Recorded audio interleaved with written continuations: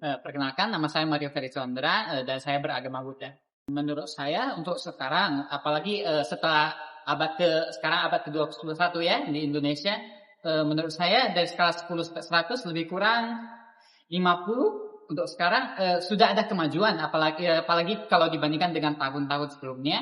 Tapi sayangnya untuk sekarang, terutama dalam kondisi tahun 2025, adalah banyak gejolak dari bukan hanya dari rakyat Indonesia sendiri, tapi juga dari pemerintah Indonesia, terutama terhadap orang-orang dengan agama yang berbeda. Jadi menurut saya dalam skala saya sebagai seorang beragama Buddha, saya juga mengharapkan agar kedepannya semakin membaik untuk masalah kerukunan antar agama masing-masing masyarakat. Dalam agama saya, kami diajarkan untuk semua makhluk hidup untuk berbahagia. Artinya semua makhluk hidup, mulai dari bahkan untuk hewan, hewan tumbuhan ataupun makhluk-makhluk dengan yang beragama lain, yang berbeda dengan kita, semua haruslah atau bisalah berbahagia dan hidup sesuai menurut ajaran mereka masing-masing dengan baik. Di lingkungan masyarakat heterogen atau masyarakat yang berbeda-beda, untuk menciptakan kerukunan antara agama, yang pastinya yang diperlukan adalah toleransi. Jadi toleransi antar satu sama lain. Contoh yang bisa saya ambil adalah saat orang-orang yang beragama lain beribadah, ya masyarakat sekitar haruslah bersikap tenang ataupun memberikan mereka waktu sejenak untuk agar mereka dapat beribadah dengan tenang, seperti itu. Saya rasa soal ini berbeda seperti soal ketiga.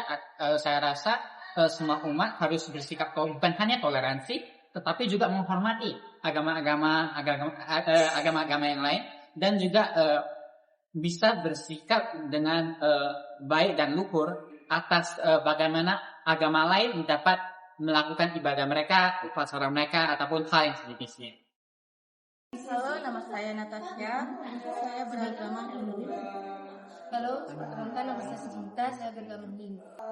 Menurut pandangan saya, dari 1 sampai 100 tadi. Dari 1 sampai 100, di saya 80. Karena ada rukunnya, ada juga tidaknya. Ada yang saling membedakan dan ada juga tidak. Dengan saya sih agak seperti Natasha ya, tapi saya itu di 85. Oke. Boleh jelaskan kenapa 85? Kenapa lebih tinggi? Karena banyak juga kan agama yang agak membedakan kita, suku yang agama Hindu sama Buddha ini. Oke. Sangat baik.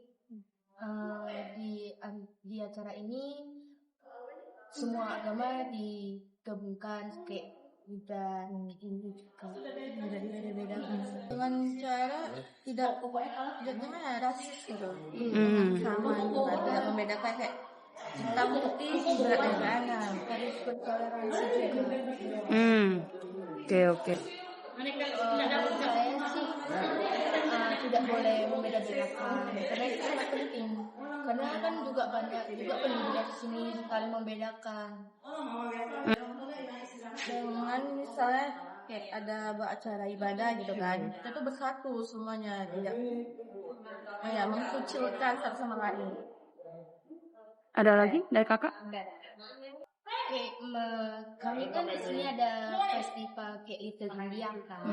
Ini di situ ada acara Dipawali. Jadi kami kayak jual barang gitu. Terus nanti beberapa agama yang ada di sini berdatangan untuk mencobain ada beberapa makanan India. Dan itu menurut Anda acara itu ada nggak membawa kerukunan kepada agama? Ada ya. Semua agama berdatang. Selamat pagi, nama saya Andi Krishna Putra. Saya ketua yayasan dari sekolah Yayasan Perguruan Nasional Brigjen Katamso dan juga anggota dari Pembina Vihara Borobudur Medan. Agama saya menarik karena ayah saya Buddhis, ibu saya Katolik. Ketika saya kecil, saya mengikuti ibu saya Katolik ke gereja. Lalu ketika menikah, istri saya Muslim, sehingga saya menikah dan menjadi seorang Muslim. Tapi ketika saya harus membantu mengurus Vihara Borobudur, saya memilih Buddhis, sehingga Buddhis itu membantu saya untuk mengerjakan semua pekerjaan saya. Sebetulnya kerukunan agama di Indonesia ini sudah mempunyai sejarah yang panjang sebagai suatu negara yang berkerukunan. Ketika zaman Nusantara itu kerukunan itu bisa kita rasakan bahkan sampai sekarang. Sebetulnya inti semua agama itu juga satu.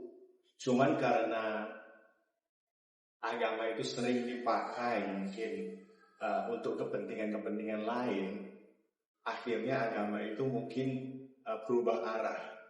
Padahal inti dari setiap agama itu adalah sebetulnya kemanusiaan itu sendiri. Sehingga kalau kita membaca suatu buku suci itu dan kita tetap mengarahkan pikiran kita bahwa ujungnya itu adalah kemanusiaan, sebetulnya tidak ada masalah. Tapi karena ada pihak-pihak yang mungkin memanfaatkan untuk mencari massa, untuk kepentingan politik, tentunya hal ini bisa terjadi di seluruh dunia seperti di Indonesia. Dalam agama Buddha itu ada 3 aliran besar, Mahayana Buddhism, Theravada Buddhism, dan Vajrayana Buddhism. Masing-masing itu sebetulnya mengarah ke hal yang sama. Tetapi kalau boleh dibilang, masing-masing itu juga mempunyai kelebihan, begitu. Jadi kerukunan itu saya rasa karena ujungnya itu sama. Mungkin jika ada konflik-konflik itu bukan konflik dari yang sangat mendasar, tapi lebih konflik-konflik dalam organisasi, misalnya seperti itu ya. Tapi kita semua tahu bahwa tujuannya itu sama sebetulnya. Untuk hidup bersama dalam masyarakat yang bermacam-macam jenisnya heterogen itu, fokusnya itu kita mesti ingat, kita itu semua adalah manusia.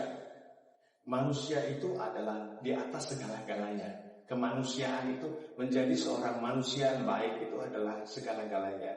Jika kita punya pemikiran bahwa manusia itu sama, tidak ada masalah yang sebegitu besar kalau kita menyadari bahwa kita itu semua hidup dalam nama kemanusiaan, dan kemanusiaan itu patut menjadi suatu pilar yang paling penting untuk diingat selalu dan diaplikasikan dalam kehidupan sehari-hari. Jadi asalkan kita bertemu di level kemanusiaan itu, sebetulnya konflik-konflik yang tidak begitu penting ini bisa mudah diredam. Gitu. Kerukunan itu mesti dimulai dari tidak berpikir bahwa agamaku yang terbaik. Kita harus berpikir bahwa semua agama itu mempunyai jalan yang mungkin berbeda-beda, tapi semua mengarah ke hal yang sama. Ketika kita tidak berbicara tentang ritual mungkin berbeda, tapi spiritual sama. Jadi kita fokusnya itu supaya tidak bermasalah, jangan fokus ke ritualnya. Karena ritual itu banyak latar belakang kenapa menjadi demikian, termasuk kultur, bahkan udara, dan lain sebagainya ya. Sedangkan spiritualitas itu independen dari semua kultur. Jadi kita fokus ke inti dari suatu ajaran itu apa, dan tentunya sama. Mungkin jawaban dari pertanyaan ini juga persis sama seperti pertanyaan sebelumnya ya. Ketika kita mengutamakan kemanusiaan, masalah-masalah lain itu bisa mudah terselesaikan. Karena kita selalu katakan jika ada masalah di Medan barusan ini, ada banjir besar misalnya. Semua orang mau membantu. Baik dari background apapun, latar belakang apapun, ketika dia melihat orang susah, dia mau membantu. Melihat kucing mau tenggelam, dia mau membantu. Artinya kalau kita itu semua berpikir di level kemanusiaan itu akan sangat membantu. Dan kalau pemerintah mempunyai program-program yang mengarah ke kemanusiaan, bantuan kemanusiaan, itu akan menjadi suatu landasan dan tempat pembelajaran di mana kita itu bisa mengerti siapa kita sebenarnya. Kita itu adalah manusia gitu. Jadi fokus saja ke problem dan masalah yang bisa membantu keberadaan manusia tersebut. Baik. Shalom, saya pendeta pembantu Benito Simon. Saya melayani di GMS Medan Timur sebagai host pastor. Mungkin ada pertanyaannya dari ini, silakan cek. Oke. Tentu agama Kristen itu diminta untuk menjadi pembawa damai kemanapun kami pergi. Oleh sebab itu tentu kami mengusahakan kerukunan agama itu terjadi di setiap tempat di mana kami berada. dengan cara menghargai, juga mendengarkan, tentunya mencari cara untuk mengerti juga. Tapi satu sisi tentu iman adalah sesuatu yang tidak kami kompromikan, tapi kami sajikan dengan cara yang sebaik mungkin untuk mengutamakan kerukunan bersama. Kalau skala ya tadi ya, skala 1 sampai 100. Mungkin kalau di skala tentu tidak semua dalam keadaan seperti yang kita ingini. Tapi saya percaya ketika kita advokasi terus melakukan upaya untuk merukunkan, saya percaya di setiap tempat tentu akan semakin lebih baik. Kalau angka pastinya saya tidak punya data. Kami melihat setiap orang itu sebagai pribadi yang dikasihi oleh Tuhan Yesus. Jadi siapapun mereka dikasihi dan dicintai oleh Tuhan. Oleh sebab itu kami juga mengadvokasi menyampaikan isi hati Tuhan dengan menyatakan bahwa Tuhan telah mendamaikan diri Tuhan dengan mereka.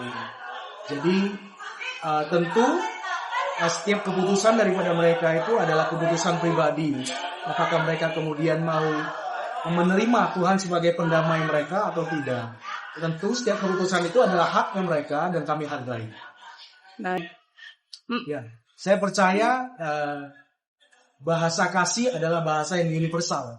Bahasa kasih, tindakan kasih, memperhatikan, saling menguatkan, mendoakan adalah bagian yang dapat diterima dan tentu juga itu yang diajarkan oleh Tuhan Yesus yang dapat diterima oleh setiap individu. Oleh sebab itu tentu untuk menjaga kerukunan di wilayah yang heterogen, tentu tetap menggunakan kasih dalam setiap tindakan, dalam setiap upaya untuk melayani. Saya pikir itu adalah salah satu langkah yang baik untuk bisa menjaga kerukunan umat beragama. Tentu dengan melakukan apa yang Tuhan Yesus ajarkan, yaitu mengasihi mereka. Saya pikir tidak ada cara yang lain. Tuhan Yesus memberikan dirinya untuk boleh melayani dan menyatakan kasih-Nya. Saya percaya juga demikian dengan kita yang telah mengikuti Tuhan Yesus. Kita boleh belajar dari Tuhan Yesus. Hidup Tuhan Yesus adalah contoh, adalah cara kita untuk hidup juga, gitu. Jadi saya percaya apa yang Tuhan Yesus telah lakukan dapat kita lakukan juga. Tentu tanpa memaksa, karena kita juga tahu Tuhan Yesus tidak pernah memaksa. Demikian. Pemerintah adalah regulator, mereka adalah penengah, stakeholder yang paling penting bahkan menurut saya untuk melakukan regulasi. Tentu pemerintah harus memberikan ruang untuk setiap agama, untuk memberikan ruang dan tempat mungkinnya regulasi yang berimbang agar setiap agama itu bisa mengekspresikan apa yang mereka yakini. Oke. Halo, perkenalkan nama saya Afira, saya dari GMS Medan. Dan saya di dalam gereja ini pelayanan di Departemen Praise and Worship sebagai singer. Agama saya untuk skala di Indonesia, karena kita tahu Indonesia itu adalah negara Bhinneka Tunggal Ika, ada bermacam-macam suku dan agama juga. Dari skalanya kalau untuk di Kristen itu mungkin di 7 sampai 8. Kenapa? Karena saya berpikir juga bahwasanya di dalam Indonesia juga sudah ada toleransi, dan di mana juga pemerintah dan jajaran pemerintahan juga sudah memberikan izin untuk adanya ibadah dan lain-lain, dan juga mereka juga support satu sama lain. Mempunyai rasa toleransi yang tinggi, yang pertama. Yang kedua itu saling menerima, dan yang ketiga juga saling membuka untuk forum untuk berdiskusi. Mungkin dari penerimaan dari antar suku dan juga antar agama, kita saling menerima satu sama lain dan juga memberikan pandangan-pandangan baru. Mungkin dari segi komunikasi akan lebih ditingkatkan. Dengan cara toleransi sih, balik lagi toleransi dan juga saling menghargai satu sama lain. Mungkin dari segi aturan-aturan yang ada mungkin bisa diperbaharui lagi untuk adanya saling keterbukaan, saling memberikan ruang untuk saling berkomunikasi antar tokoh-tokoh agama yang ada.